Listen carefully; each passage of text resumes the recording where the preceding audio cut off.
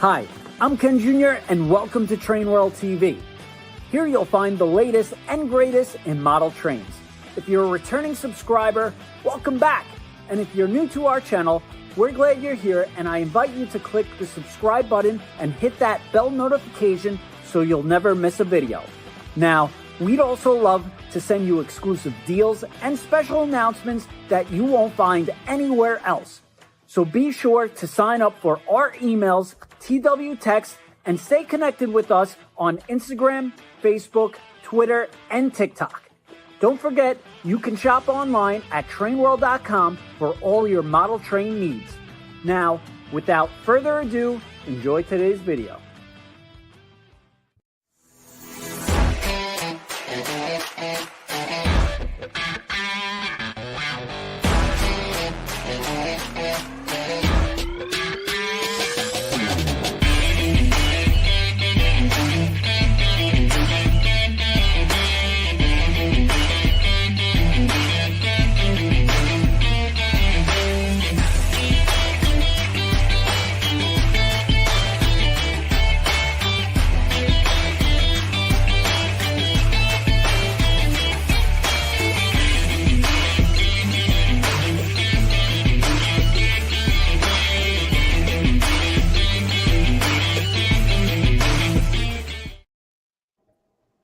Alrighty, and good evening, everyone. Welcome to Thomas Monday, our second stream for 2025. And man, oh man, do we have yet another action-packed stream lined up for you this evening. Ken Jr., the man of Train World, the creator of Thomas Tuesday initially. How are you doing this evening? Good. How you doing, Christian? Always good to see you. I'm fired up, as always. All right. Good. We've also got two amazing guests, one of whom was actually our first guest on Thomas Tuesday. You may remember him for his Hornby Thomas blue hair that he had way back in August 2021. Lance, how you doing, man? Not too bad, man. I don't have the blue hair today, sadly, but we got the blue hat, as pointed out by Doug. So we're still keeping in trend. We're making sure we're still there. Vibes are still being carried. It's amazing. And we've also got a huge member of the fandom as well, the Blue Snowplow, who is known for his fantastic animation in episodes in past years. He's got an awesome PowerPoint to showcase and going to spread his love of Thomas as well. Griffin, how are you doing this evening? I'm doing great. It's great to be here. Never thought I would find myself in one of these streams, given that, I completely operate digitally, but I'm super excited to be here and chat with everyone. Awesome. And as we all know, the 2025 Reveals by Bachman just came out this winter. And the man himself, who's here every stream, Doug Blaine from Bachman Trains. How are you doing this evening? Great. Thanks for having me, Christian, and great to be with everybody. And do I get credit for a blue sweater tonight? Absolutely. All right. Definitely. We've all got blue in some capacity, right? We got our navy blue train roll, the iconic. Right. Griffin's got his navy blue t-shirt. Doug's got blue. Lance has got the blue cap. It's poetic. We got it all. Thanks. It wasn't even coordinated, guys. It just happened this way, Love it. That's it. Lots of blue. That's it. And Ken, I'm looking at the chat as always. We got people from all over the globe tuning in right now. Some people from Korea, South Dakota, in the United States. Some people from Europe. I know this specifically. A friend of mine who's from Germany, he's tuning in this evening because he's an avid model railroader, and we became friends through a YouTube stream one night. We were just chatting about modeling skills and scenery skills, and I told him, I'm on this thing. If you're interested, check it out. It's anthropomorphic trains, but still trains nevertheless. And then he certainly decided to tune in, and he's super excited to be here as well. Can't go wrong with the Thomas Tuesday, Thomas Monday. Absolutely, yeah, absolutely. So like I said, guys, I hope everyone's doing well this evening. Lots and lots of stuff we have planned, but we'll probably start off with some new introductions. Griffin, the Blue Snowplow, this is your first time on Thomas Tuesday, and we're gonna put the show right over to you. Awesome. That sounds great. Yeah, no worries. There You we want me go. to share, Christian, or? Yeah. We'll probably start with some introductions. Ask Griffin how he first got into Thomas, and then bring in that PowerPoint. You got it. Yeah, that sounds great. Well, first of all, I just want to say thank you guys so much for having me. This is a really cool event that you guys do, and I just think it's an awesome way to be able to share all the great stuff you guys do. So thank you for having me. Like they've all said, my name is the Blue Snowplow, but you can also call me Griffin.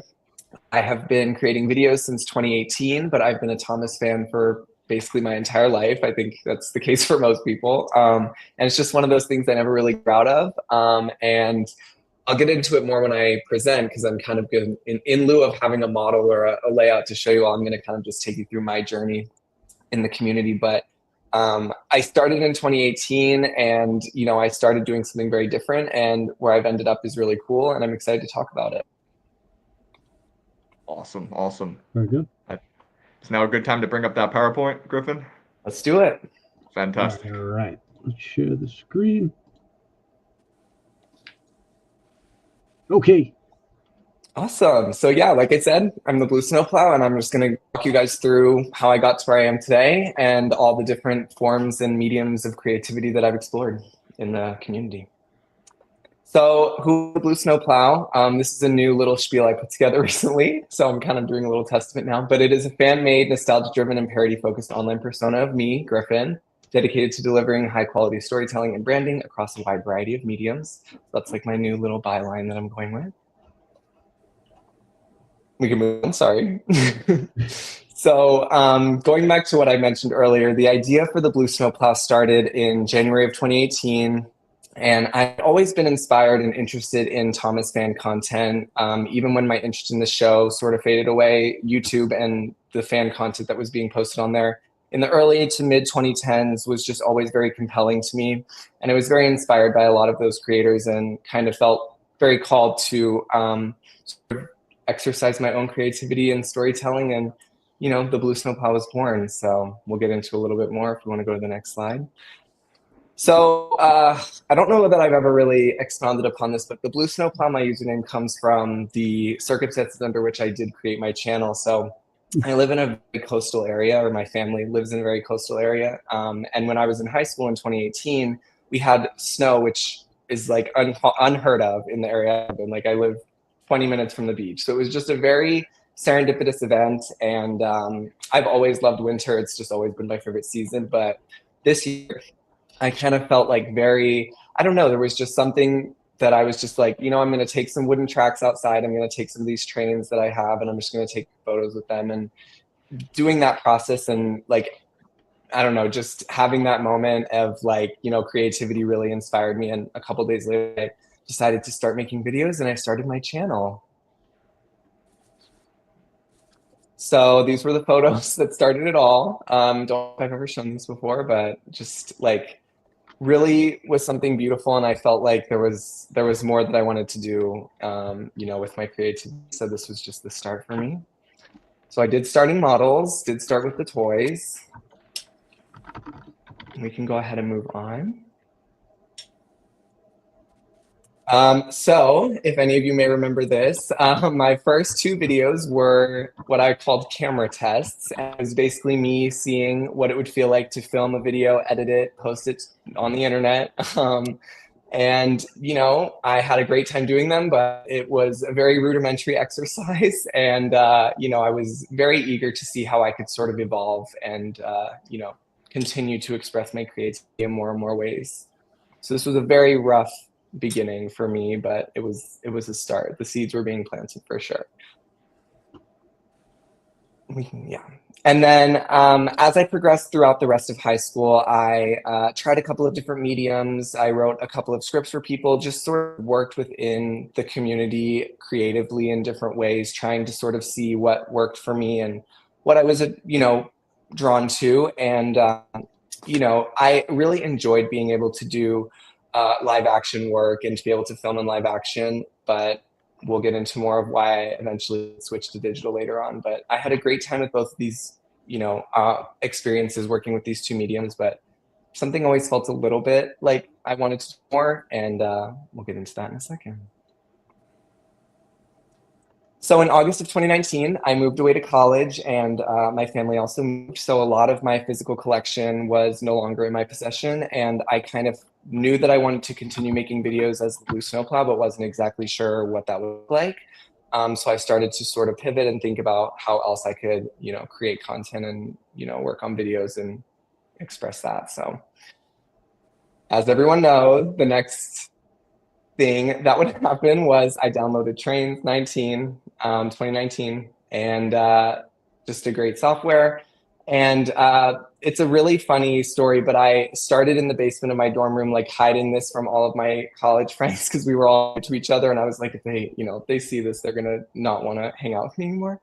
So I was like hunched over my laptop in the corner of my dorm room right before winter break, downloading the software and getting ready to sort of transition into a digital filmmaking media sort of format. And yeah, this is kind of all started as what the Blue Snowplow has become today.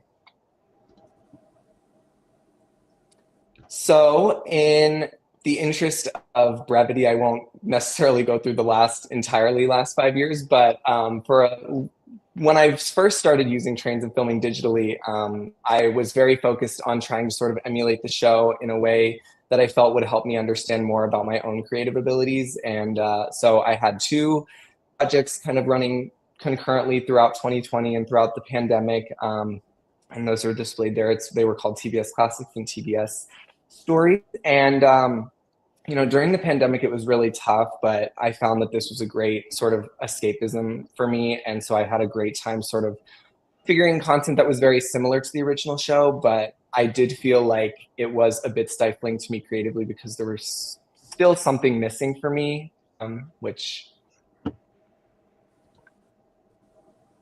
we can go to the next slide, sorry. Just a couple images of where I was at this point in terms of my capabilities.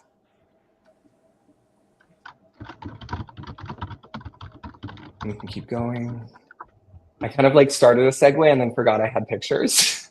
So yeah, this was the classic series style stuff, and then the CGI styled stuff. I had a lot of help from Cameron Mainland Studios and his friends with getting into the CGI stuff, and it was a super fun era of my life over the pandemic to be able to be cultivating all these skills and learning so many new things with these projects. But like I said, very creatively stifling from the sense of, there's not too much you can do outside of the format of a regular episode. So that would be something that was on my mind.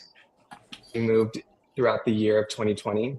And in September of 2020, I was back at school, but there was just a lot of, tension and like sadness and grief. I think the pandemic was hard on everybody. I had a hard time with it, especially because I had to leave college early. And then when we went back, there was very little social interaction, just due to COVID restrictions and things like that. So it was just a really hard time. And, I was also sort of trying to figure out creatively what I wanted to evolve into next.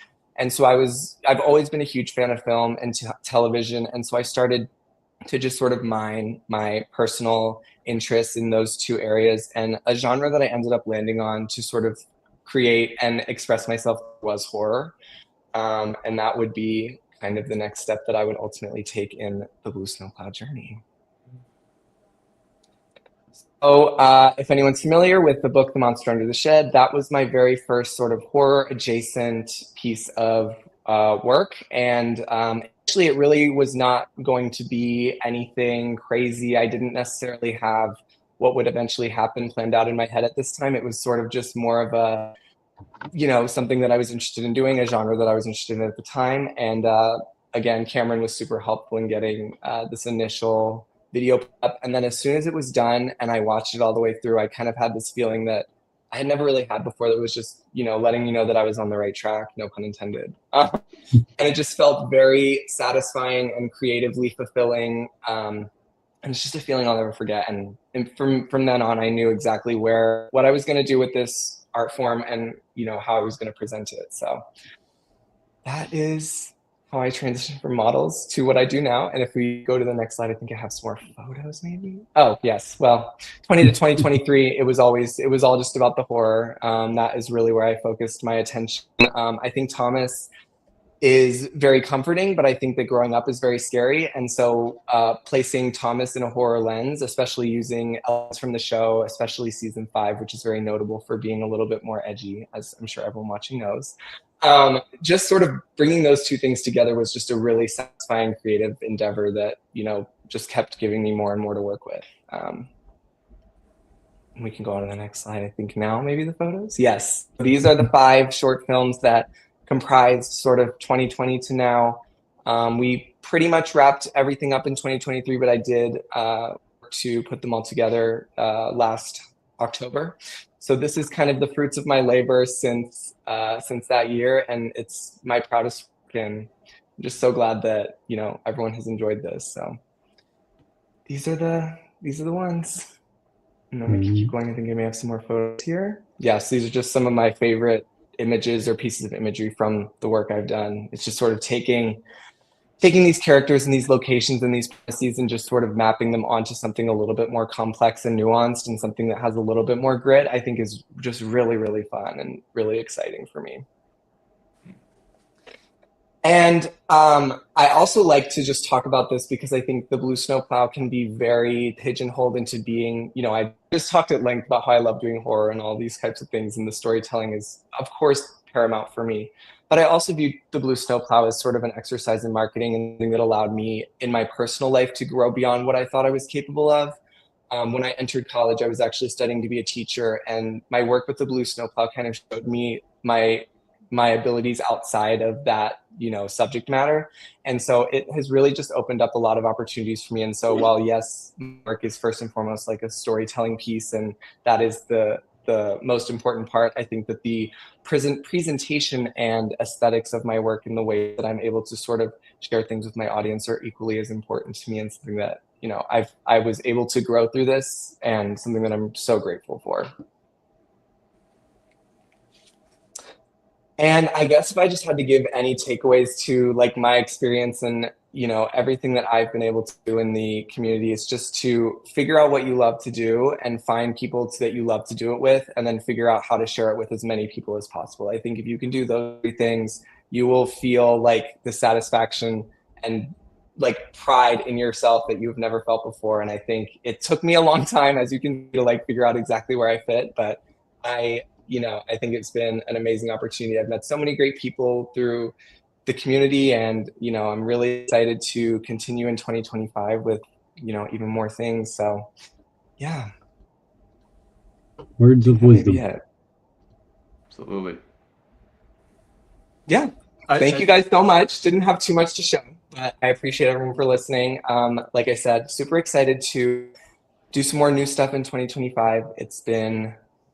I've been working very hard behind the scenes for the past couple years, so I'm very excited. I love this. Yeah, thank you all. But Thomas the Tank actually in real snow. It's pretty wild. Yes. Which I love. I mean, there's this video on YouTube of a G-scale user who has the Bachman Thomas with the snowplow on it, and I think I probably watched that video like 500 or 1,000 times. It's just like there's something so mesmerizing to me about trains in the snow, and then just winter in general. So I love the Blue Snowplow. I don't know if Sir Topham Hatt could actually see, though. We've evolved in the realism department. I think it was just kind of like, we're just going to put these outside. We're just going to try and see what we can do. But yeah, I love it. Very cool. Great stuff. I just thought your comment that your parents moving and having to sell your original toys, that's the very definition of necessity is the mother of invention. That caused you to get into digital, and you just, you know, again, you just never know where you're going to go in life. So I think it's fantastic that you followed a new path with that requirement. Yes. And it's funny you say that, Doug, because I feel like that is something like a common theme in my life, is sort of just trying new things and, you know, redirecting. And I think the Blue Snowplow is just another one of those examples. So I appreciate you saying that. Oh, you're very welcome. Good for you. And then I just had one other question for you. Is there like a horror director or inspiration that you have in contemporary film that you also work off of, in addition to what inspires you from Thomas? That's a great question. I think Wes Craven is a huge one for me. I think Scream is the greatest horror movie of all time. I genuinely think that there is like nothing, you can't do horror better than that. Like the self-awareness of it all. I just look up to him so much. I love his work. I think a recent director is Coralie Farge, who did The Substance. She has only 2 movies out, but I think they're both just incredible from the lens of like concise, fast horror that makes you feel something, but doesn't like draw out unnecessary details. So if I had to pick 2 right now, I think those would be it. But honestly, when I'm creating or when I'm working on a project, I'm literally just looking for any and everything that could possibly relate to it in any way or anything that could inform it. And I love having, friends in the fandom who can share things with me that maybe I wouldn't have encountered, in another way. So, and yeah, but to answer your question, those would be my two. Sounds good. Thank you.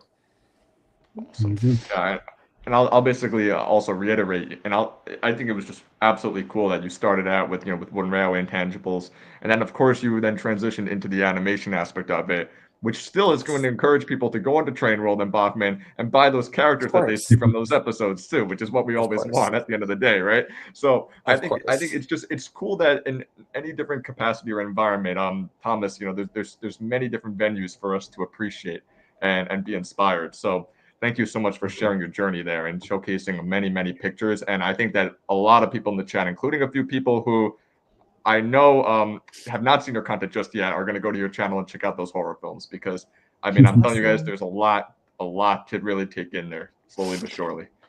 So, thank you, Christian. Thank you. Really great presentation. Thank you.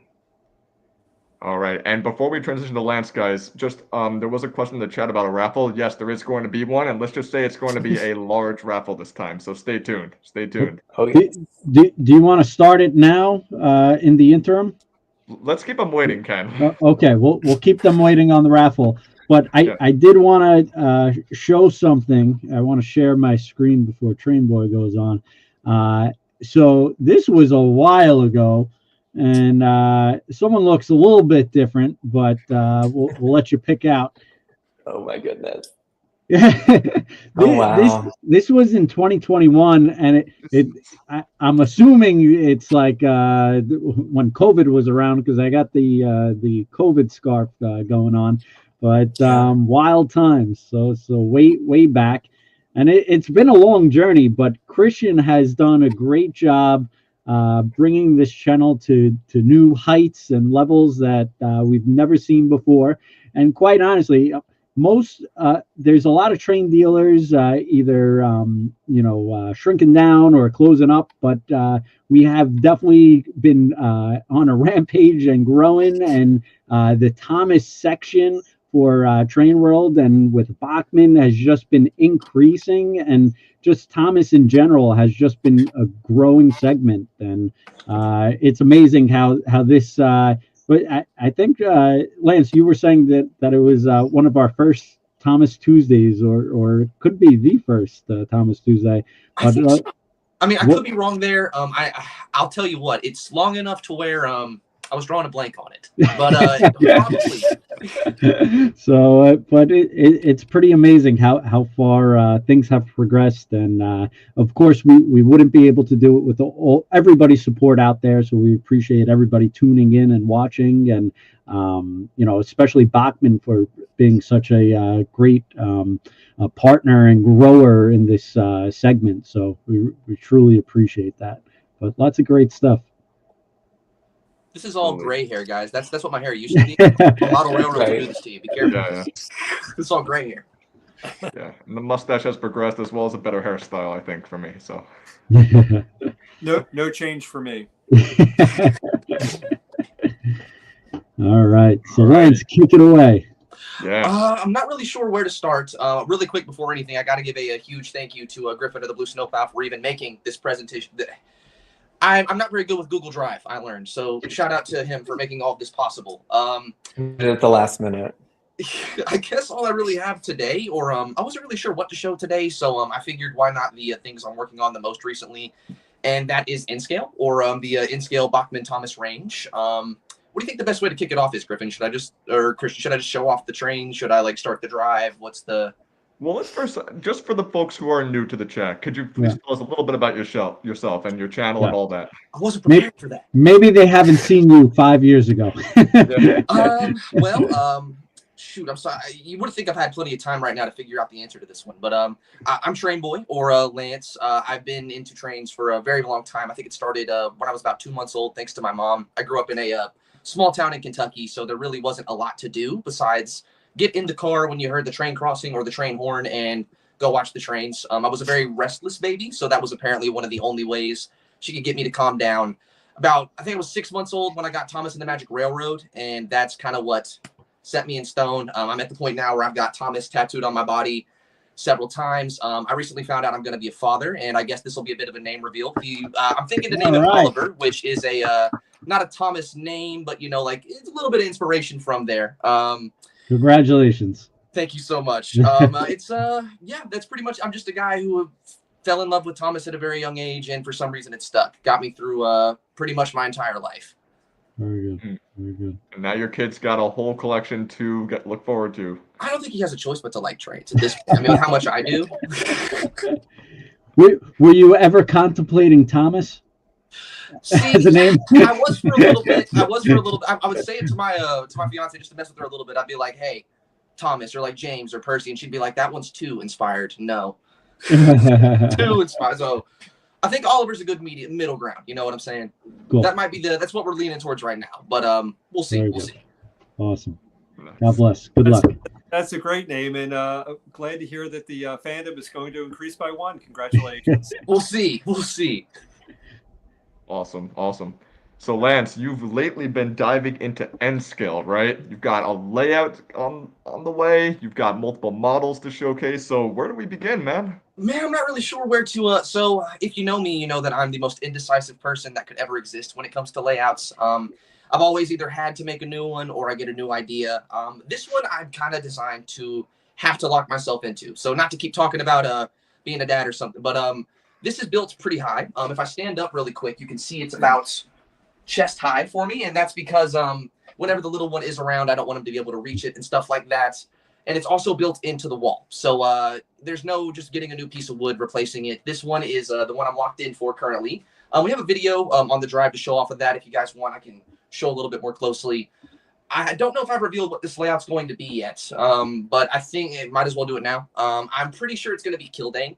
If you know about that location on Sodor, that's where the standing stones are. It's a location Audrey wrote a little bit of lore about. It's kind of a little bit dark, a little bit not, just kind of like a tourist location on Sodor, or I imagine it would be. I've not really seen it modeled, so that's the idea now. It's a bit of a mainline pass through Kildane, where the engines sometimes stop, where passengers may take pictures of the standing stones, and there's also a tunnel because a train layout needs a tunnel, and that's pretty much where we're at with that. It's a work in progress, but when we get to the drive, I think I've got a couple things that'll show how it started, from the little drawings on the piece of wood to the plaster to static grass to the full way through to where we got now. Awesome. Awesome. So shall we transition to that PowerPoint first? Might as well. I've also got a couple little engines. I don't think they'll show up too great here on camera, but they should appear in that drive too. I'm sorry if they're not in a great order, by the way, but we'll see when it's open. Sounds good.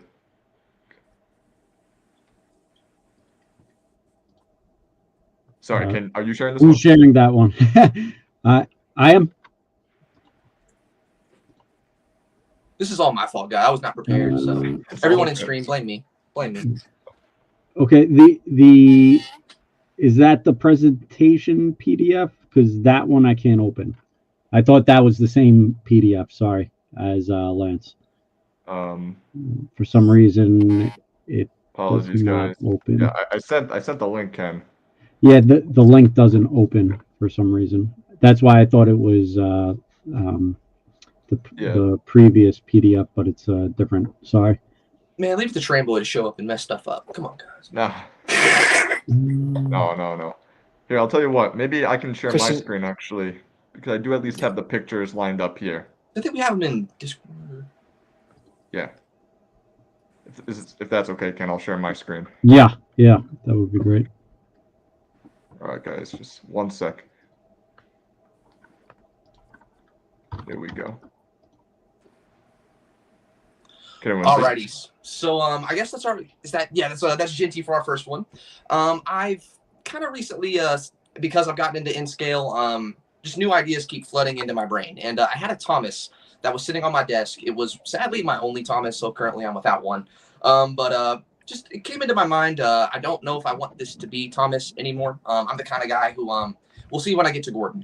It's a normal Gordon, but it's not, because I had to just do something to it to make it different. That's kind of where Ginty came from. It's pretty much, as you can see, just a normal Thomas chassis. The only thing I really modified was I took the weight off of it, I believe, or the larger metal plate there on the top, and I went into CAD. There was a Jinty design already on Thingiverse. I can't take too much credit for modeling this entire thing, but I spliced it, kind of tried to edit it to fit the Bachmann-Thomas chassis. And since I have a 3D printer, or recently got one of those, boom, there we go. That my Thomas has now been turned into who would likely replace Thomas if he was not on Sodor. We saw in the Railway series when he goes to the, I think it's the train show, Jinty and Pug show up for Farquhar to take his place, or take Thomas and Percy's place. Now, I guess it kind of makes sense that since I don't have a Thomas, we have the one guy who would be there to, you know, be in his stead. And since we have the LBSC green Thomas coming from, and I guess it works out because that's my favorite Thomas anyway. I'll wait until he comes around to bring Thomas back to the in-scale collection, worst comes to worst. But that should be really all for him. We'll go to the next picture. Okay, so this is Gordon before I modified him.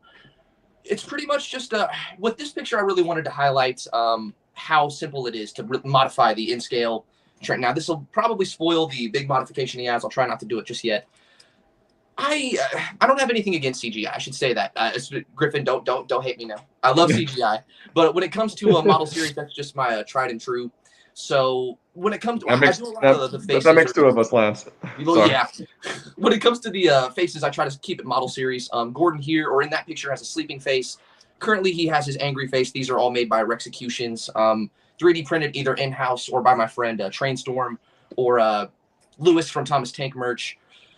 Yeah, that's pretty much these trains are very easy to modify and make them but you know how they looked when you were a kid, and that's what I was hoping to highlight with that. That's Gordon sleeping on the job because he doesn't want to pull that troublesome truck, I imagine.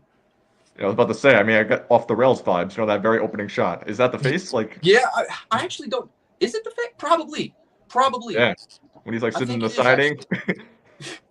Man, he's just reminiscing, like, oh man, it's really nice to be a large, powerful engine, or whatever he says. I would do the same thing. I would do the same thing. Classic. I love it. All right, anyways. So sadly, that's the Thomas that got turned into Jinty. But there he again, a little hopefully highlights. That's just a single classic series face thrown onto a Bachmann Thomas or an in-scale Bachmann Thomas. I think with that one, I might have also given it a satin finish. But hopefully that again just highlights to you how simple it is to make these engines look really, really good. With Toad there, I think I got him on the layout as well, right here.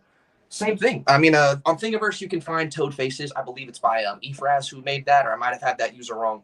But boom, if you got a 3D printer or maybe a friend who does, you have a surprise Toad, or you can have a surprise Toad. I just chose to have, maybe he's in a runaway. That happens pretty frequently on my layout. I was about to say, that's the busy going backwards vibes, you know? Exactly. I can make like a powered truck or something. Absolutely, man. I love it. Rest in peace, Thomas. Yeah. You live on. You live on. Oh, so nice. This is the that's the one I finished most recently. I had a James. If you saw, he was turned into Eagle on my YouTube. Currently, he's having some motor issues, so he won't be a part of this stream. But I did get James completely rebuilt. He's rocking that classic series. I kind of imagine it's the Thomas and the Magic Railroad smile. Hopefully that picture shows it a little bit more. There's really not many modifications for this one either. He has a bit of a crew, if you can see there. It's they're painted the best I could do. He's got one in his tender, one in the back there. Same with Gordon. And I think he's got a matte finish this time. I decided to matte him out. Again, going for that Magic Railroad look. And we've also got some black wheels there. Not very hard to modify. It probably took me 15 minutes and a couple cups of sweet tea, and I was done. You know what I'm saying? Just for the motivation, just to get the caffeine through. And yeah, that's probably he's the most recent one to be done. Yeah, I got anything else to say about it. It's just pretty. It's just I mean, I love it. I love it. I mean, I love. You know, I'm more of a model era guy myself, so when I look at that face, I'm like, yeah, that's the character I remember. So I mean, bravo to you for you painted it, right? Too? Yes, sir. So with these ones, the only one that I think I haven't painted is the scruffy face. This one is straight from Bachmann.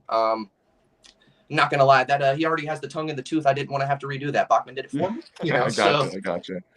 Yeah. Awesome. All right, we'll scroll down here. Yes, there he is. So that is speaking of the devil, there is Scruffy. He is again just a normal Bachmann model, but I decided to modify him a little bit more. He has individual pieces of wood that have had the decals removed, so those have been painted over in just random browns, make it look like the wood planks themselves have been replaced. Because on a normal 7 plank, they wouldn't just replace a whole side. If one wood piece was rotting, they would just replace that one piece of wood. It's kind of made to look like that. That happens on both sides. Very large. 10 ballast load, and he's he was kind of accidentally weathered that much. I didn't mean to. He was supposed to be a little bit more toned down like the other troublesome trucks I've done, but it's Scruffy. Maybe he deserves to be the most dirty. He's the leader of the trucks. So, yeah, there's that. Just a little bit of painted up and, yeah, modified just a tiny bit. I mean, I think it looks absolutely phenomenal. What did you use for the weathering, if I may ask? So, currently, I do have an airbrush, but I'm not the best with it. I kind of have dad brain as of recently. I'm not the most technologically savvy with a lot of things. So, really, it's just a spray can. And I think that's what may have landed me in the. So, what I normally do, and I don't have an HO scale train here to show, but I'll take like a box or something. Like, here's a paint box here. And I'll put a train right here, mask off the entire top, and I'll spray right here or the middle of the box a little bit, and the paint will push up a little. It will very slowly start to dust the chassis. I was hoping of doing that same method with Scruffy, but I wasn't paying attention. I kind of painted at night and went up too quickly. Almost painted his entire side there tan. But I took a paint thinner, went through, kind of, thankfully didn't lose the decals or anything, toned it back a little bit, and with a loaded tan ballast, it starts to make sense, you know? It kind of worked out in the end. Absolutely. Or I like to think it did. Fingers crossed. We'll see. Nice, nice. I love that technique of directing the paint, you know, up towards the underframe. That's awesome. It's the only way I've learned doesn't ruin your pickups, or it will do it a lot more slowly. You know, I've had a lot of trials and tribulations with these things. So I've gone from spraying a Percy chassis directly with a black spray paint like probably 10 years ago to at least knowing to mask off the body, you know, or do. Nice. Nicely done. Thank you. This is just a bit of again, showing off the faces. We got Gordon. There's his angry. He's a little bit upset at Stepney there. Stepney, I don't think I've shown off yet. He is just a DePaul model. They do make Stepney, or the real life Stepney. I shouldn't say this is Thomas Stepney, but you can make it the Thomas Stepney with a single. Sorry, the light's not good. A single face there, and he's not very happy. He's kind of embarrassed because it looks like he was having some trouble shunting. Of course, it's in front of Gordon with his judgmental face. Gotcha. I've been there. Ooh. Apologies. Let me just see something. We get it, you're handsome, Christian. Sorry, I was just trying to. There we go. I was actually just trying to make the screen bigger there because. No, you're good, man. I was playing. People would see the see the faces a little more clearly. Yeah, I mean. That's cool. I love the different expressions, man. And again, with Stepney's face, did you paint that one too? Yes, sir. That was probably the most painful one I've done. He's not technically done yet. I'll show you the one that I've done that's the smallest. He kind of is in line with Stepney, but he's probably second up. I think his face measures at 6 millimeters or something like that, or that's how big the eyebrows at that size are not fun. I'll just say that.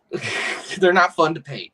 I think I got him the first time and I was like, done, not touching it again. And immediately hit it with some matte clear. And I think you have to lay off the sweet tea for that painting. You got to have a steady hand. Yeah, a little bit. The caffeine can't be flowing, you know. Awesome. And we'll scroll down. Nice, another great shot.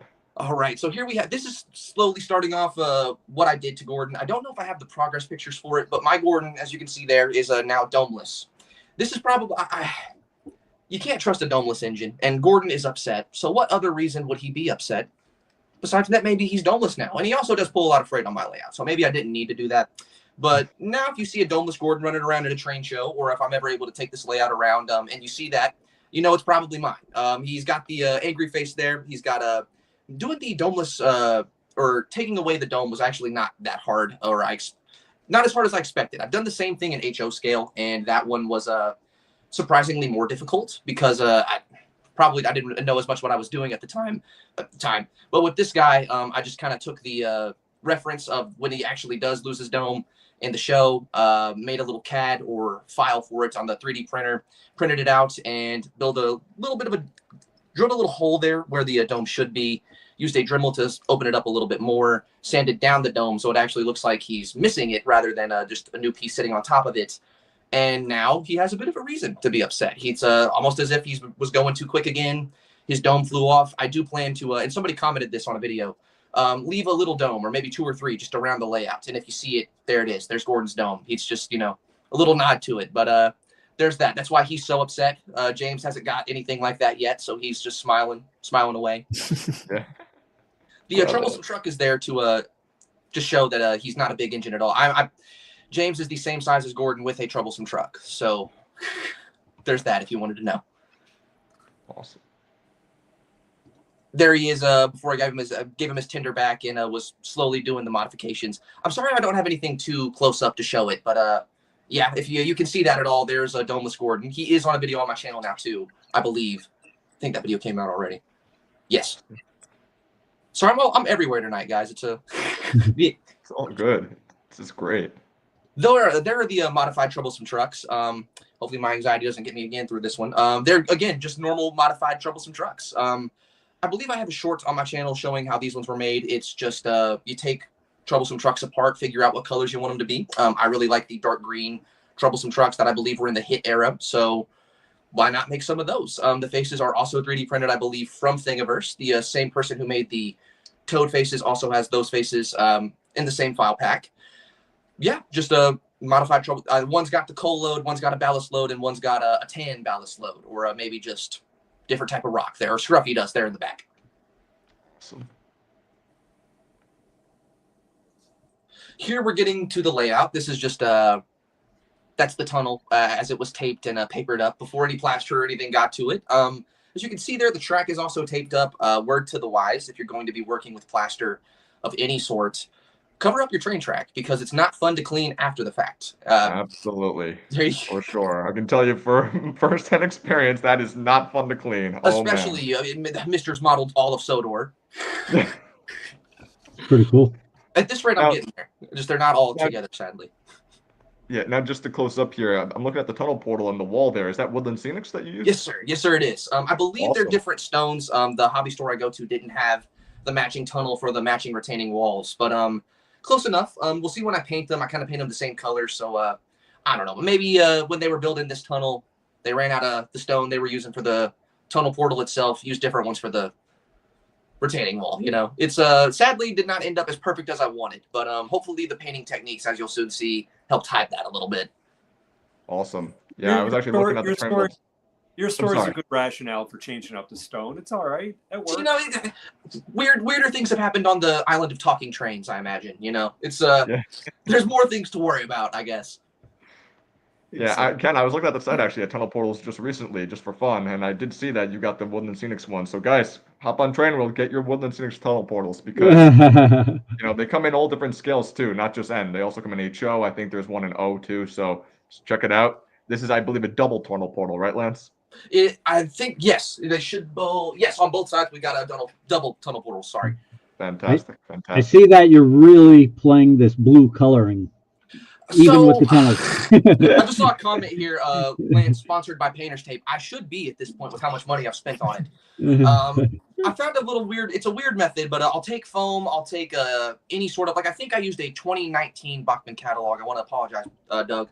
But ended up using one of those to make, to stuff the mountain up a little bit. I'll then take Painter's Tape and just cover the entire thing. It adds a little bit of structure, or I have cats, and they are very, very playful. They like to jump on my tunnels and stuff. They like to get on top of the mountains. So I have found that that creates a bit of a bottom layer that's a little bit stronger.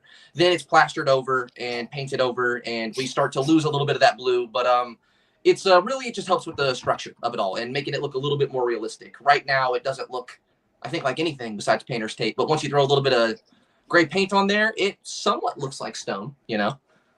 Nice, nice. Cool. And I'm not offended by the catalog use. It went into a making of a railroad. It's okay by me. There's no better way. You know what I'm saying? That's right. So this is the tunnel once it's painted up. We also got a troublesome truck there to show, I guess, a little bit of size.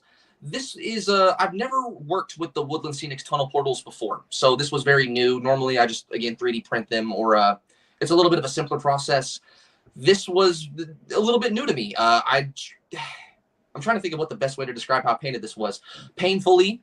For some reason, when you paint these, because I think they're made of resin, it eats your paint. So it took probably a full 2 cans of Tamiya matte black to get the full overall setting I wanted. And then I used a couple, I think it's khaki and a dark yellow I used over top of it to give it a bit of a tan look. Maybe make it look like the Farquhar buildings, which are a little bit more tan, or on the side of tan, you know. And yeah, this isn't a Farquhar layout, but I guess it's still fresh in my mind from that being the last one I built. Those techniques popped out, and that's the current look of the tunnel. I'm or impressed. not current, but that's how, you know. Sorry, I was just going to say I'm very impressed with your weathering job there, especially the black, especially considering this is N scale too. It's not HO, so. I still want to go back and maybe add like little jet streams of black, coming up from the bottom of the tracks. So, I run a lot of steam engines. Of course, they would add a little bit of residue on the top there. But I do need to get my airbrush skills up a little bit more before I go for that. Or maybe just use some weathering powder. I'm too scared to ruin them and don't want to go through that process again. So bear with me, guys. Soon, in a layout update, that will be finished. Nice. Alrighty. Let's see. Very cool. Just a little alternative shot there of the tunnel in the back. That's after the plaster has been laid. We've got I think that's just a normal troublesome truck and Scruffy. Yep, there with Toad. He's probably overhearing some plans. The troublesome trucks or they don't anymore, thankfully, because I went back in and found that there was a piece of track that wasn't connected the best way inside of the tunnel. So they would just go in and come out with a wheel set thrown off, and I was like, oh, so you guys really do want to be troublesome. Okay. Turns out it was my fault, but in my mind, they were plotting on me, and that's what's going on there, I guess. There we have the first bit of color going down. I had to get my wife to help me a lot with this one. I'm not going to lie.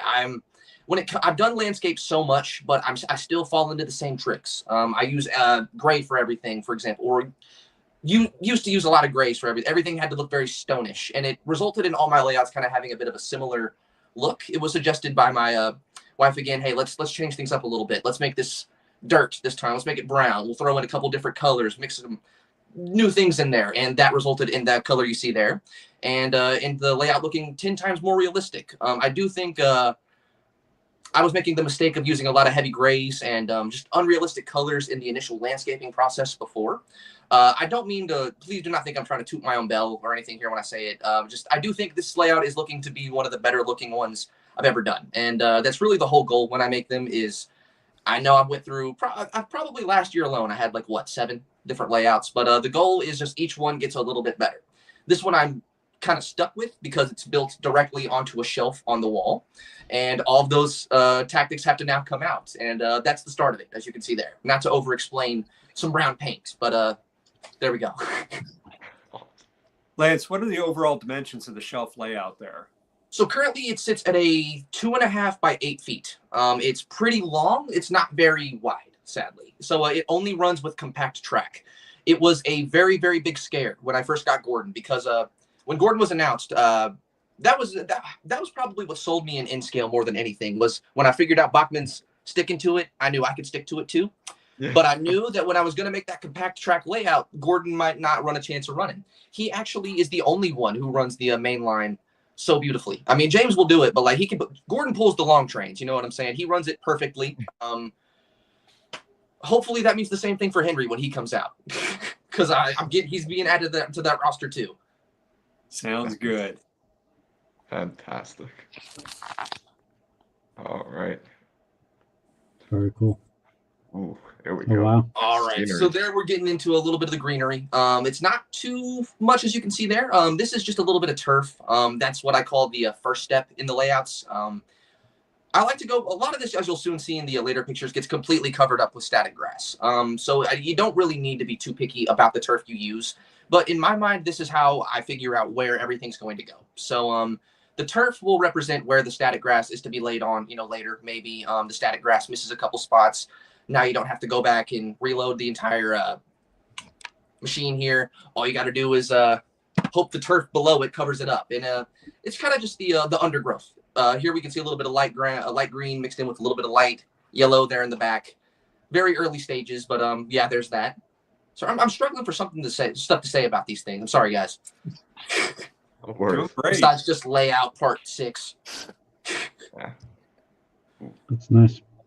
Here we've got the same thing, just ballast, I guess, is being started. The ballast, I can't lie. That's the one thing that I think I cannot get my head around, even to this day. Ballast is the one thing that doesn't like me, and I can't act like I like it. But again, static grass just come in to save the day, and it's going to cover that up, make it look a little bit cleaner here in the future, or in the next couple pictures. I do need to go back and reballast a couple sections because it turned out the grass ate up all of the ballast, and tracks aren't meant to be all grass, so I am going to have to redo that. But it's that shows the progress. Maybe should have done that one later on than so early, but there it is. And I think, yeah, pretty much the same thing there. That's when I was laying on the final turf. That's a couple of different greens being mixed in there, filling in the wood. And I think the next one, sorry, not to make you keep scrolling, Christian. No, you're good. You're good. There we go. That's when the static grass first starts getting applied. And you can see there in the back, I've got the outcroppings. Those are woodland scenics outcroppings made for mountains and stuff like that, kind of being applied there in the tunnel. It ended up being a little bit too much on the train track on the siding there, as you can see. I didn't realize that the glue had made its way onto the rails until it was too late, and I was literally shaking the static grass applicator above it. So that could be covered up with an engine shed. It could also become an overgrown siding. You know, I might make it like an abandoned place where a couple trucks sit. That maybe that's where Scruffy ends up when the engines are sick of his shenanigans. Could be, you know, but that's could end up a thing now. I guess that's really all for that one. That's the 2 millimeter static grass being thrown on. I think the highest I go on this layout is 4 millimeters, and that should show that there. That's currently where we are now. I don't have too many trees or anything. The trees I was able to apply are kind of HO scaled more rather than in. They're very large, so I've got them not too close to the track, a little bit further back, and they will be filled in with smaller ones towards the front around them, just kind of trying to fill in space. You can't really see it too well, but if you can see in the back there on the right where all the trees are kind of congregated, on that little platform is where the standing stones of Kildane will be. I'm still looking at how I'm going to make those. I might just make a new CAD and 3D print them. There are a couple places on eBay where sellers have made like what is it called? Stonehenge or something like that. So maybe I could take one of those and remix it a little bit. But yeah, that's pretty much where we're at now. The landscaping has finally hit its part of the headache part is done, I should say. There you go. And Lance, you know, I actually think those trees fit the sort of aesthetic because you ever look in the show, the trees were always very tall. Oh yeah. When I remember, what really stinks is I don't know what it was. I guess for Christmas I was planning on making this layout was originally going to be in snow, so I have like maybe 8 boxes of the Bachman Scenescape green tree, like the pine trees that are covered in snow that are just maybe they'll end up on the top of the mountain at some point, you know. But gotcha. The good thing about solar is anything makes sense, you know, even if I threw those down. I think that's James again. He was supposed to be further up, but it's okay. There you can hopefully see his black wheels a little bit and this crew inside of the cab. Nice. Yeah, there's James again. There's the crew, or the crews of James and Gordon. I didn't really mean to. They kind of ended up alternating. So James has a blue crew or a more traditional Thomas crew, whereas Gordon kind of just got red ones for some reason. I think at the time when me and my fiance were painting them, it was just kind of like, what colors do we have? We have dull red. I'm going to use this one. And 2 of those figures ended up in that color. They were thrown in Gordon pretty quickly. And now him and James kind of have alternating crews. I'm not really sure what that means for Henry. Somebody recommended on my YouTube, give him a purple crew. I think that works, you know, maybe that'll be what it is. But yeah, that's hopefully I'll find something to keep in line with that. And yeah, it's really not much. Hopefully I'll add some cab detail in there too one day. There we go. We got Ginty through being built. I think that's here we got Ginty when he was painted. There we've got Ginty when he was a lowly 3D print, just fit to the Thomas chassis. Nice. Sorry, these did not end up in any order like I meant them to. Oh, it's all good. There we have him. That's him after he had just been applied with I think that's his gloss clear coat. He went from a gloss coat to a satin coat to a matte coat, and that was all because of different stages of weathering. You can't really see it here. I think maybe in the next picture you'll see it a little bit more. He's black and hued with several different browns and just a little bit of grays, a little bit of whites. You can really see it there on the chassis. He's a dirty little guy. The idea of him is, again, whenever Thomas is busy or he's doing something else, this guy shows up and does all the work for him. I wanted him to this was the first time I was trying to sell heavy weathering on N-scale, but also keep it toned back enough to where the black engine didn't turn brown. Hopefully it shows up a little bit in the pictures. He's just hued in different colors and stuff like that. I love the attention to detail. I'm just laughing because, again, at this scale, I can only imagine how much of a challenge it is to get it to look that good. It's a headache, but I'll tell you what, man, repetition's got me pretty far. It's got me pretty far. And I believe that might be everything we have in the drive. I have everything here if anybody would like to see anything up close or if the camera allows. Let's do it. We've got, here's Ginty. I haven't revealed him properly in a video, but here he is. He's the first 3D print next to Eagle. Now, I technically should give that to Eagle. He's the second 3D printed engine I've made that, you know, out of all time. But this is the first one that's worked across the board. I haven't had any issues with him. Eagle, unfortunately, his motor gave out, and he doesn't really fit the body too well. It was a lot of dremeling and a lot of praying to get that guy to work. This one, you just throw on the track, and he's going, just like I imagined a Ginty really would. There's not really a lot we know about this character. He uses a, I believe this is an Ivo Q face that Rexecution's made, but it looks just Railway Series enough to where it could be, a Railway Series engine. That's currently what he wears. He has a Bachmann Thomas lamp. Yeah, that's pretty much it. He's literally just a remixed Thomas. And I'm thinking about once I perfect the design a little bit more because as you can see here, the front buffer beam, you probably can't tell here, but if you look at the back, there's a large cutout of it where the coupler goes. I very much over accommodated for that on the front end. And there was just a large hole where the coupler would go. If I can go back and fix that and maybe just make the design a little bit more perfect, you could expect to see this thing on Thingiverse at some point. And if you, say have an extra Thomas like I did, or not an extra Thomas and just decided to have some fun, boom, you can remix your Thomas into a Ginty very easily. Next to him, we got James again. Not a lot to him. He's just got a new face, a painted chassis. Gordon, he is now domeless and in disgrace, but at least he's got the angry face to match it, I've been slowly going through the Bachmann rolling stock and just at this point, every piece of Bachmann N-Scale Thomas rolling stock I own is either repainted or weathered or just made to look a little bit more like the show. Like, for example, here we have the Great Western van. I don't know if the weathering's going to show up too well here, but it's got a little bit of upkick there on the bottom. I've done a little bit of extra painting on the body itself. Again, we've got Toad. I know you can't see this one, but he's got a painted wood floor inside of there. He's got a little brakeman. He's got, again, his changed face. Yeah, that's pretty much it. It's just what I'm hoping to highlight with this is the Bachmann N-Scale Thomas range will take all of your money, and it's worth it in the end. That's really, there you go. There you go. Yeah, I mean, it really is a spectacular line, and like as we'll see when we pull up the catalog in just a few minutes, it's amazing, Doug, that the line started in 2019, and already we're at like 10 engines, and it's only been 5 years, so N-Scale has experienced a growth spurt, that's for sure. Oh yeah. Absolutely. And thank goodness, when I saw the LBSC Thomas and the Origins James, it was a little bit of I think my girlfriend was asleep or my wife was asleep in the back, and I walked up to her. I was like, hey, look at this. Look at this. And she was like, put it in the savings account, I guess. We're going to have to remind me later. It was like, a new bit of excitement coming from me.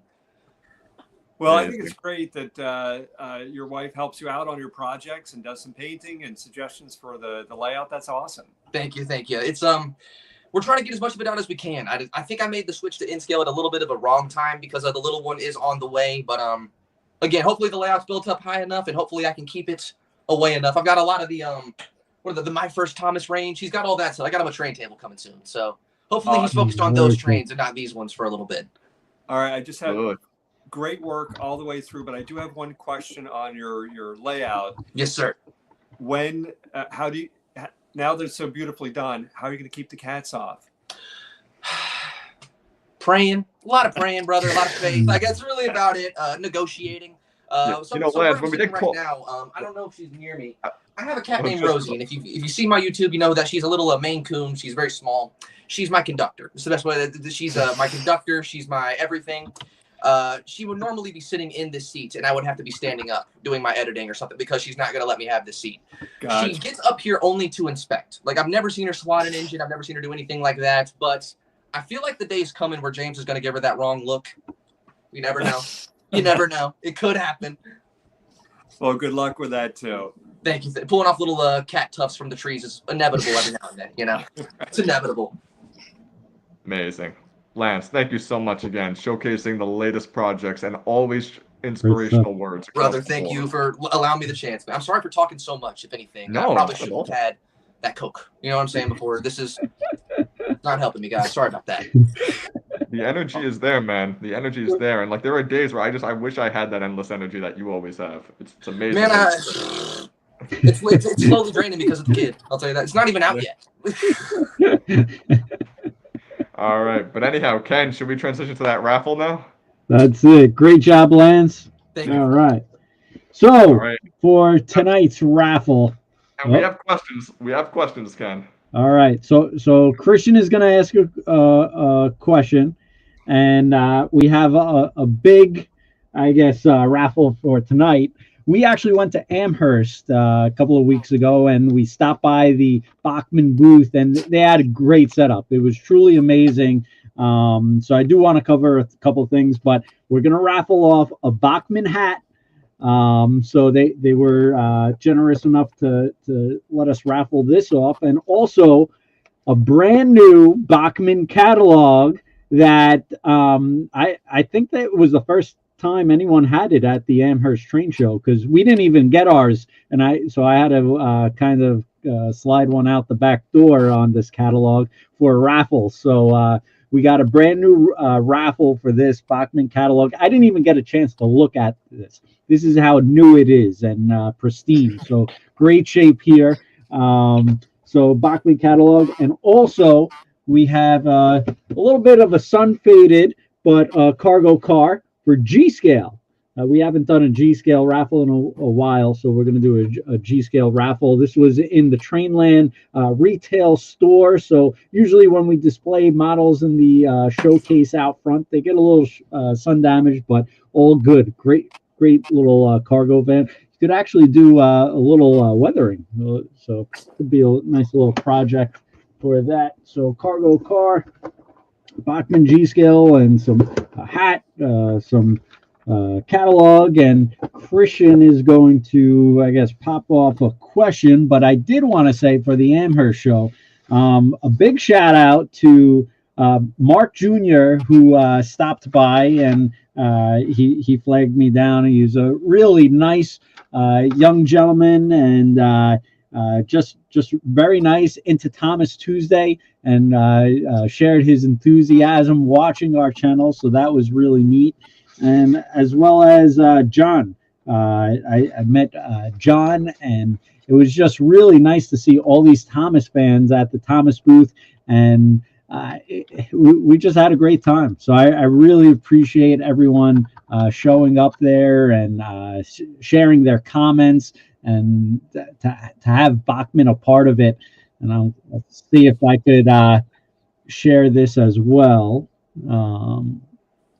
Hold on, let me share my screen. But Bachman is always great and supportive, and Matt Stern from Bachman was also there, and he has been doing some great clips. We stopped by the booth, and it was so hard to get the Thomas clips and videos because everybody was fascinated by the Thomas section. It was like we had to put a temporary pause on the Thomas section. It was crazy. Everybody wanted to see all the new models. But here's a quick clip that we just posted today from Matt Stern from Bachman, and hopefully you could hear this, but let's play this. We've got an excellent new Thomas product coming, Stanley in HO scale. You know, a lot of people are excited for this one, so look forward to Train World coming soon. So that was Stanley from Bachman, and that was at the Amherst Train Show. And Bachman does a really great job with the promotion, and they have so many products on display. It's just unbelievable. But Matt did a great job. We did a bunch of YouTube videos and some quick videos, and I wanted to make sure we covered the Thomas segment. So lots of great stuff there. But Christian, I'll let you raffle off the question. Awesome, Ken. Well, first of all, I'll just say real quick, Stanley in particular is one I'm looking forward to very much myself. I even had to do a video just of the image and his classic theme on the video because I was that excited. Something that I have not really done in many years. So that is the model of all models that I'm glad that Matt showed, because it's one that I'm super excited about. Just wanted to put it out there.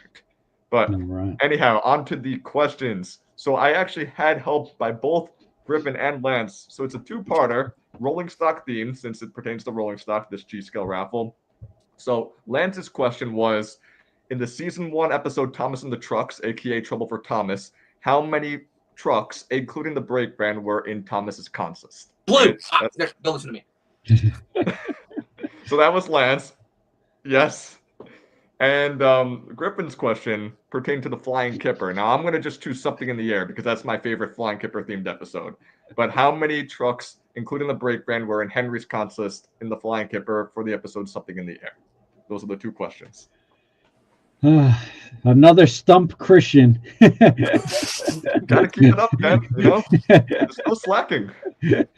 Man, if I was in charge of the raffles, my question would be just comment Griffin and Lance in the chat. That's it. Whoever gets the most, you know what I'm saying? Christian wants to make these complicated. I don't know, but you get people who answered it. It's amazing. I think if you do win the troublesome truck, you have to customize it. You have to give it a face and call it Ken. It is Ken the troublesome truck at this point. Yeah, and you have the graffiti on the side. Ken the truck. You have the graffiti. For the record, guys, you also have the graffiti on the side of that cargo car that for the winner, Ken is king. There you go. Love it. All right, I'm not sure about that, but lots of stuff to cover. Go. And guys, as these comments are coming in, just FYI, once again, just to make the life a lot easier, please put both answers in the same comment. All right, but I don't have to go search all over the place. All right. So you can put 1 for Lance's question and 2 for Griffin's question. All right. All right, and Doug. So you guys had a lot of stuff at the Amherst booth, and you also announced the new catalog, the 2025 Bachman catalog. That the front page looks beautiful. So what do you have for us tonight? Absolutely. Well, give credit where credit is due, and this cover was our art director Jeff Shannon did this, and he did an awesome job. Beautiful. And the cover photo is from Ken Patterson. Wow. Ken Patterson photo, Jeff Shannon design, looks fantastic. Is that those of model?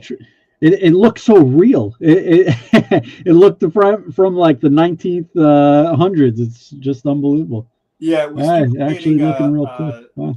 I thought that was real. Yeah. I was gonna say, I thought that was an actual pic. Wow. Well, it's a picture, but they're all models. They're all Bachman models. Very cool. Excellent. So anyway, very, very great job. And your shout out to Matt Stern is also appropriate. He does do a terrific job as our marketing manager, and with all the videos, he's just doing fantastic. Yep. So anyway, Christian, do you want to share the catalog pages and we can Sure. Yeah. Can you like me to do that? I got it. Okay. You just got to let me know, I guess, where you want to start. Actually, give me 1 second. Try it one more time. We can start on it would be our page 11. I don't know that because there's a holiday section in the front. I don't know if the page sequence is. So you're going to enter the HO blue section and then page 11 in the blue section. Yep. Oh, you know what? I spoke too soon. We also definitely have to talk about the new 80th anniversary Thomas set. That's shown on the bottom right there on that spread. So that train set is inspired by the first illustration of Thomas in the Railway Series book, or books and stories by the Reverend Audrey. So anyway, that's in honor of the 80th anniversary, and that will be out, it'll be late this year. Lance, you getting it? I can't lie. I just swore off the HO scale. Yes, I am. Absolutely. Absolutely. I have to. There's so many things about it right now that I'm curious about. Like, I'm a part of the fandom that's like, will the face be the same? Once it releases, what does the break band say? I need to figure out. Things like just there's several things that are pulling me to that set. I can't lie.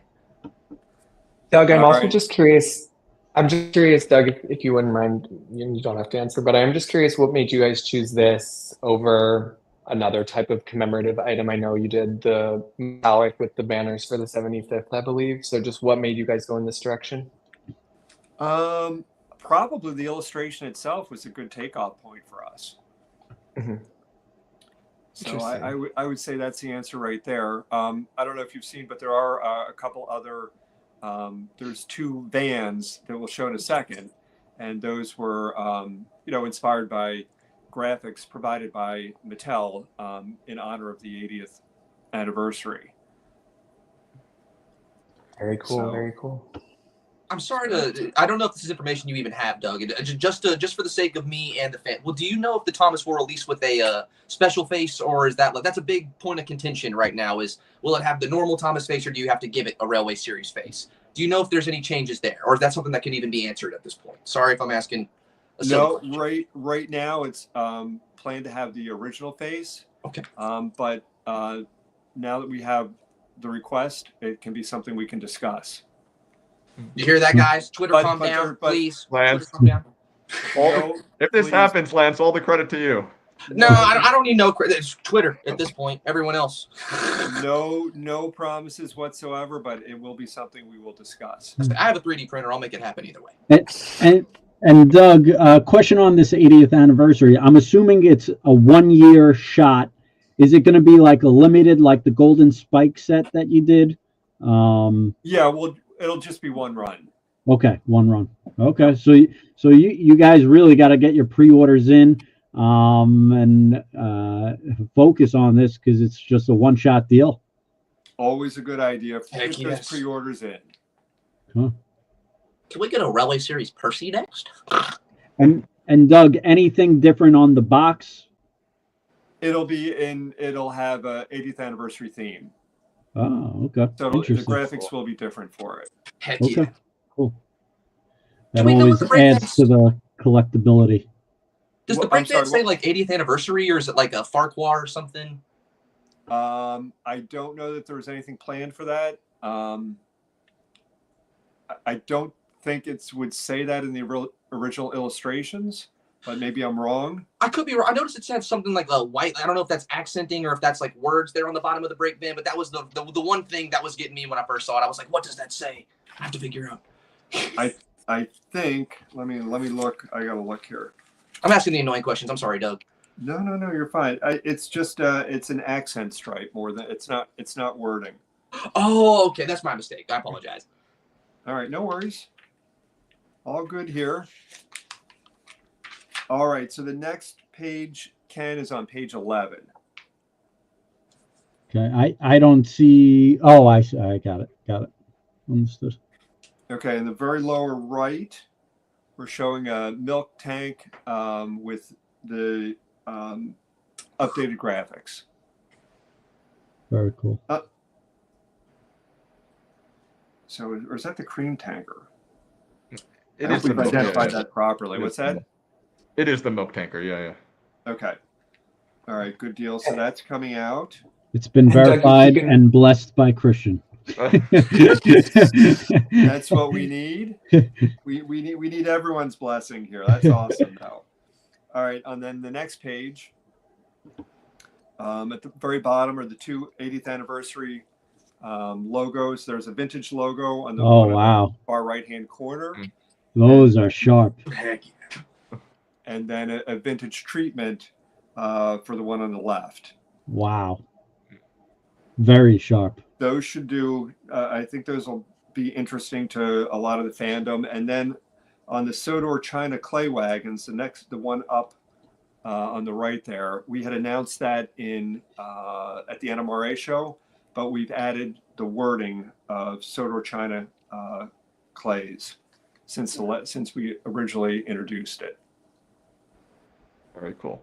And I do have to ask about the load. Is that the finished load on top of there, or is that still like kind of computer animated? Because it looks great, the load. Yeah, no, that's computer generated, but we want it to look very much like that.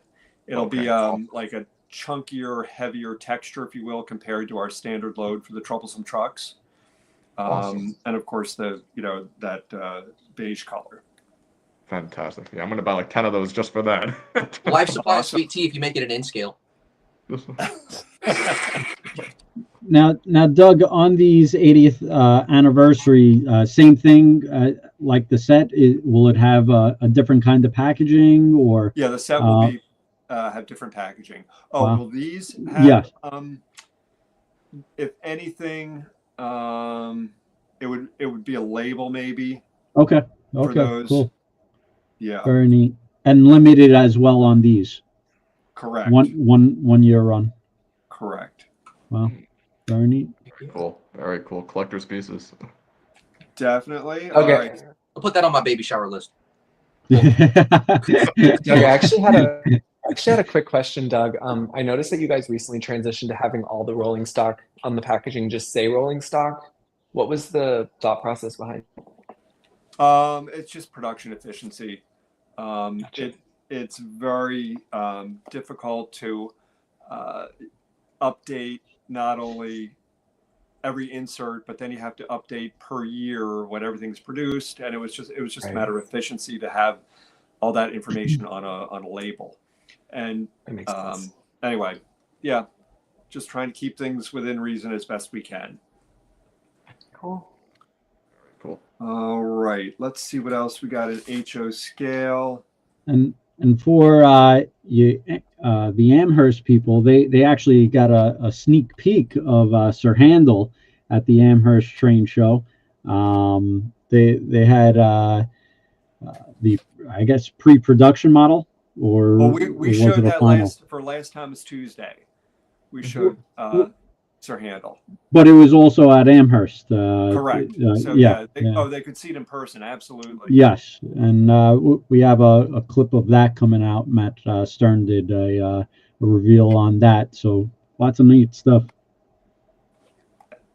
Is that something you're going to show? No, it's not produced yet, but okay. it will be coming soon. All right, gotcha.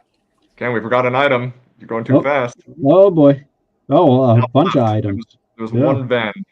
A 7th troublesome truck. Hard to believe we're already that high. Oh, sorry. Yes, 7 does feel like a long. I'm old. The flat wagon with diesel fluid. I think this is new too. Oh, so the tar wagon's been redone as well, hasn't it? Or... Yeah, those everything else on that page was announced at the NMRA, so that's why I was skipping over those. But the 12-ton van, the troublesome truck number 7, is a new announcement in the catalog. So that's the top left. Right. 7 troublesome trucks, man, oh man. That'll be a good string of troublesome trucks going on there. Yeah. Great consist. Very neat. All right. So then the next one, I think, is the on page 15 there. I'm going to show them a little bit later after we get through the catalog, but I'm going to show the narrow gauge gondolas. Nice. Got a reveal for those. Nice. And those look amazing. So that'll be it for HO. We have some HO narrow gauge though, which you're going to have to do some serious flipping here, Ken. I hope you can punch in maybe the page number at the bottom there. I wanted to talk about if you go to page 157, 156, 157. It's different pages, but there we go. Oh, okay. Okay. Yeah, there you go.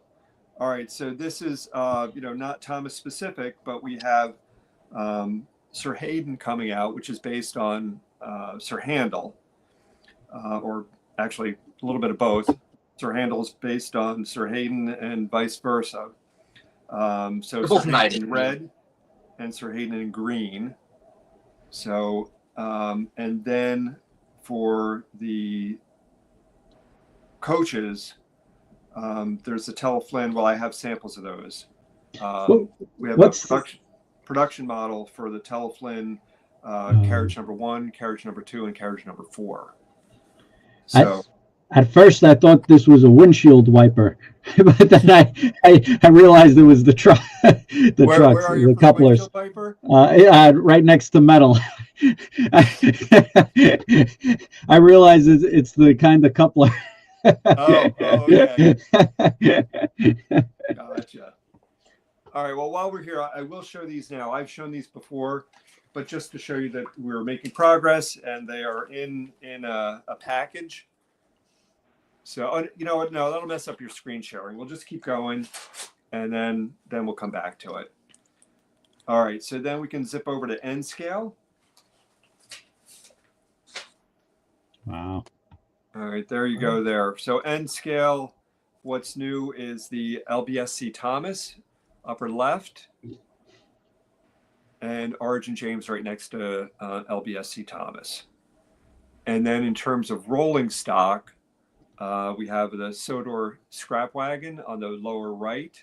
And next to that is the, on the bottom on the left, on the right-hand page, I should say. And then right next to that is the Open Wagon Red.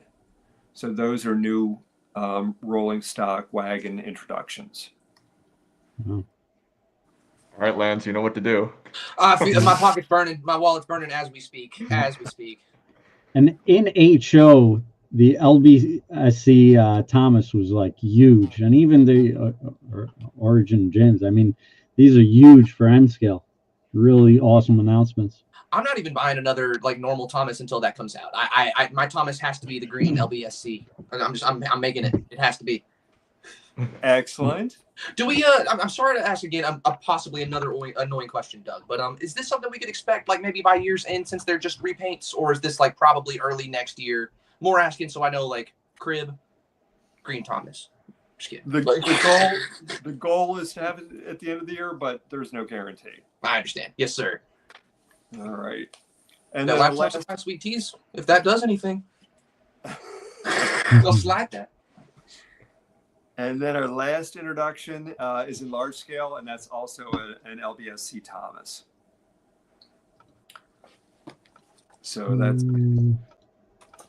approximately is going to be approximately page 249, but I know the page number is going to be a little bit off from that.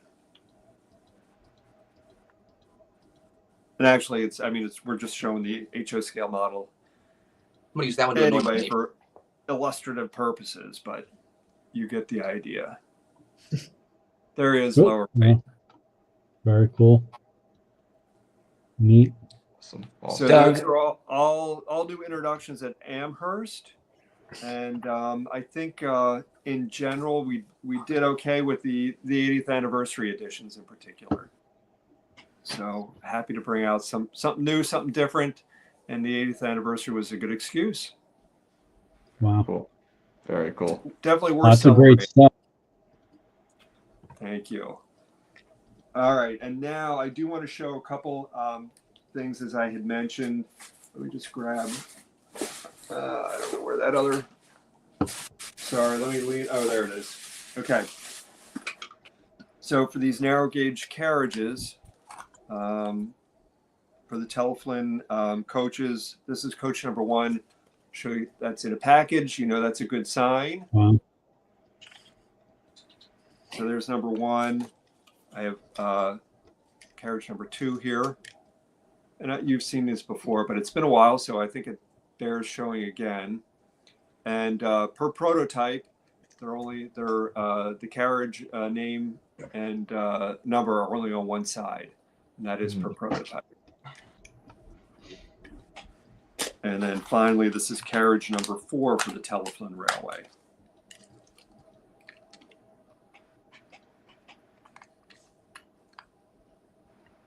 So if you're modeling the Teleflin or anything else, narrow gauge railways, those are nice additions.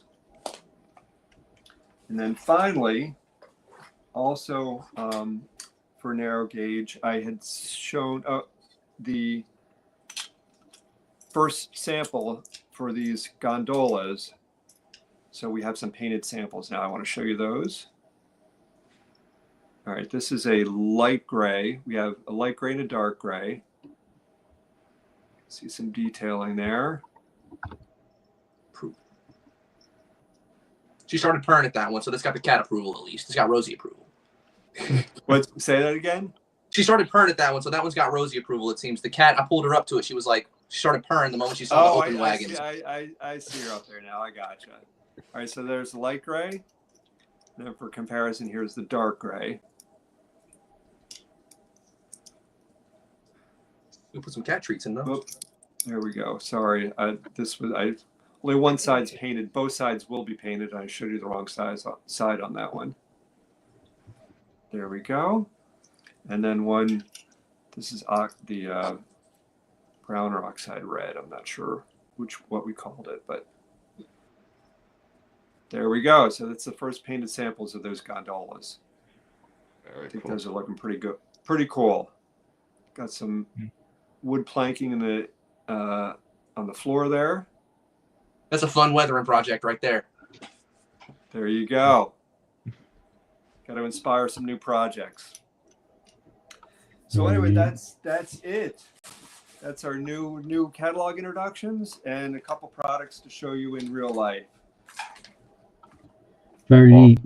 Thank you so much, Doug. Always a pleasure. Well, just looking at the comments in the chat, Ken, definitely lots of excitement. Lots of excitement. Lots of pre-orders that people are going to have to place. It's a lot of announcements, that's for sure.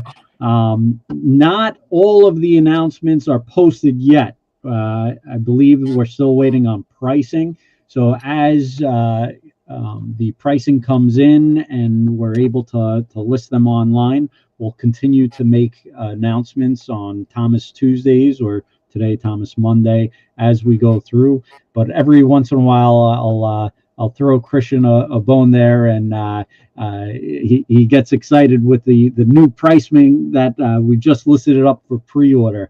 I forget what the last one was, but there was one maybe a couple of weeks ago. Oh, Hannah. I think we were taking pre-orders for Hannah. That was maybe a week or two ago. So if you're looking for Hannah in N scale, I believe. Yes, N scale. Yes, N scale. We just listed that up. So good stuff there. And if I'm not mistaken, that just recently came out in HO. It was just released? No? No. No. Okay. N-scale exclusives. Woo. Okay. But we're taking pre-orders and lots of great stuff. Yes. So, Christian, what are you going to get out of all the new stuff? Out of all the new stuff? Okay, let's see. Definitely from last summer, the diesel wagon with fuel drums. Man, that wagon I love because it's from an iconic episode from when I was a kid, specifically from like season 8. You know, it's an older piece. So like when I see things from when I was a kid, that gets me especially excited because it's like, man, I get that childhood rush that I always crave. But Doug, I have to ask because Christian brought it up. Is that the rolling stock? Did you use the paint cans that it used to come with years and years ago? Did you just paint them black? Yeah. Oh, yeah. Love it. Actually, you know, Griffin, I remember a while ago you made a suggestion with that on the forum many years ago, didn't you? Oh my gosh, when I was a lot younger, I actually forgot to say this in my presentation, but I used to be on the Bachman forums when I was a lot younger, and that was like always my one thing where I was like, I hope one day they put it back out. And now you and I probably interacted there at some point. I need to find my old account on the Bachman before. Yeah. Come back, guys. Come back. You know, we should have made those oil drums years ago. Yeah. Yep. So glad we got around to it. Absolutely. Yes. But anyways, Ken, going back to your question, definitely that. The upcoming figure packs, I'm still super excited about those that are coming out probably within the next few months or weeks or whatever it is. But I saw them in the package. They look incredible. Definitely excited about those. Mm-hmm. And lastly, definitely that China clay wagon with the new load. I just think that's a very unique piece. And I think it's awesome that it's a new tooling. You know, it's not just a repaint of the coal load. They're actually going with a new texture in addition. So that alone, it gives me a reason to buy like, I don't know, 6, 7, 8, 9, 10 of them. So please buy like 10. We need to see a rake of that on the layout. I'll send them if need be. Yeah. Totally. That's awesome. Good stuff. Lots of good stuff. Someone was asking when the pre-order listings will show up. As soon as we get pricing, we list it online to take pre-orders. And it is very important to get to take pre-orders now, especially with Thomas. This Gordon N scale. So we sold through so many of these, and now we have it on back order. So we're still waiting for Bachman to get more in. So again, this is if you snooze, you lose. You know, hopefully we'll get them back in from Bachman. But this was a huge hit, and we sold so many. I had to grab them all over. So now we got them back on pre-order, taking orders again. So make sure you get your order in. and it wasn't Henry. I was thinking of Henrietta for N scale. We just sold out. We'll hopefully get some more in soon. So lots of Thomas items flying out the door here. So make sure you get your order in at trainworld.com. Absolutely, and kind of coincidental because this is actually the one N scale or Bachman Thomas automobile that I have in my apartment at the moment. Once I'm all done with my auditions, I'll be heading over to Ben's house and continuing with those videos again with that layout that I started last year because it's still down there, but I haven't had the time to get down there. But I will very, very soon. So stay Christian, tuned. I'll give you a lot of money for that one. we need those N scale Gordons to sell. Don't give it up, Christian. Yeah. Don't do it. It's amazing. And Lance, I mean, Bachman, we'll get you the Gordons you need. All right. Pretty soon you're going to see them triple the price on eBay. That's good stuff. And I think it really, Doug, I mean, it's amazing. I still think it's amazing at the scale that you did the full side rock configuration. That, I think, surprised so many of us fans because we weren't expecting that, really. Yeah. We try and pack in those details wherever we can. Yeah, amazing. It pays off. It absolutely pays off. Thank you. All right, guys. Well, that, I think, concludes our latest Thomas, Monday, I should really say, / Thomas Tuesday, whatever you want to call it. I'm still saying Tuesday in my brain, so. Yeah, Tuesday in spirit, even though it's Monday. But of course. Thank you all so much for tuning in. Griffin, Lance, thanks for your awesome presentations, showcasing and inspiring so many people in the fandom altogether. Doug, thank you so much for showcasing all the new reveals for 2025, the catalog, and those gondolas in person. I mean, I can't wait to see those as well. I'll add that to the list too, Ken, those gondolas that Doug just showed. Definitely going to be ordering a few of those. And lastly, Ken, the man who started this all and giving me the opportunity to do as much as I can to wrap up these streams or put them together. Thank you so much. It's always a pleasure. And I look forward to the next one. Christian, the pleasure is all ours. You're doing a great job, as always, and we truly appreciate you putting everything together. Lance and Griffin, great job. It was really nice to meet Griffin, and then Lance, second time around. That's it. We got to put you on a three-peat, the first three-peat on Thomas Tuesday. You just got to let me know the date, and I'm there, brother. Let me know the date. Are you gonna Ken? Are you gonna give people jackets like Saturday Night Live? You gotta. There you go. I love that idea. We got to do a Bachman Train World pin, Thomas pin, something like that. That would be pretty neat. But congratulations on your baby boy. It's a whirlwind. So hang tight and thank you so much. If you get a random moment. DM, if Train World gets a random email, help. It might be me. Heads up, man. Might need some advice at some point. And Doug, thank you as always, Bachman. Tons of new announcements. If you haven't seen the new Bachman catalog, they have it listed on their site as well as our site. And as soon as we get pricings, we'll list the products. And if you haven't gotten a catalog, these are the train Bibles, just an amazing amount of products, and Bachman does a great job in all scales. And I even was flipping through the Owen 30. There's so many great products and different scales, so great stuff. So make sure you pick up a copy, and hopefully we get more in soon. Great mountain filler after a couple of years too. Great filler. And in the meantime, you can download it, a PDF off the Bachman website, as Ken mentioned, at bachmantrains.com. So feel free to give it a look there too. Awesome.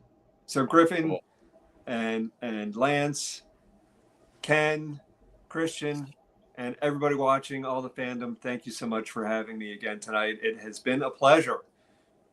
Thank you, Doug, as always. All right, speak for everyone. Tune in next month tune in next month for a very special Thomas Tuesday. No hints just yet, but it's going to be especially special. So, stay tuned. Stay tuned. There we go. Heck yeah. Alrighty, and with that, have a great night and keep on chugging.